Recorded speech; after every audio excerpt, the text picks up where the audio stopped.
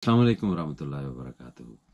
अमूमी तौर पर यूँ पैगाम रिकॉर्ड करवाना मेरा मिजाज नहीं है, लेकिन क्योंकि सफ़र में हूँ और बहुत सारे अहबाब बार बार जो है वो मुझसे मेरी राय जानना चाह रहे हैं कि पाकिस्तान के जो पॉलिटिकल टर्मोइल है इस वक्त, वहाँ पे जो सिचुएशन है, तो उसके बारे में मेरी क्या राय है। तो हम दरवेशों की क्या राय होनी है जनाब, आप हजरात जो है वो ज़्यादा समझदार हैं और इन मामलात के ऊपर तो बहुत गहरी नज़र रखते हैं। लेकिन अगर कोई दरवेश इस सूरत हाल को देखेगा तो उसे एक और सूरत हाल नज़र आती है, और वो सूरत हाल ये है कि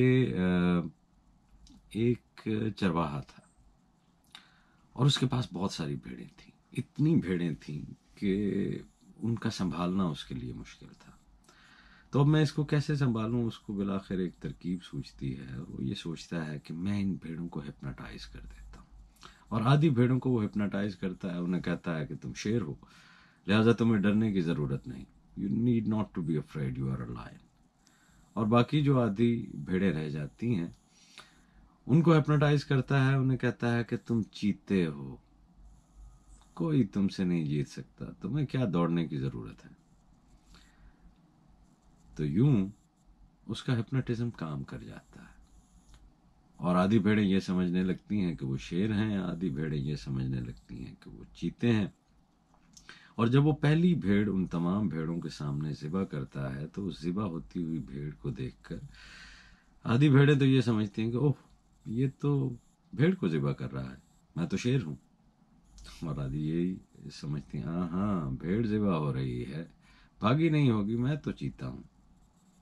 और यूं वो एक एक करके उन तमाम भेड़ों को ज़िबा करता चला जाता है।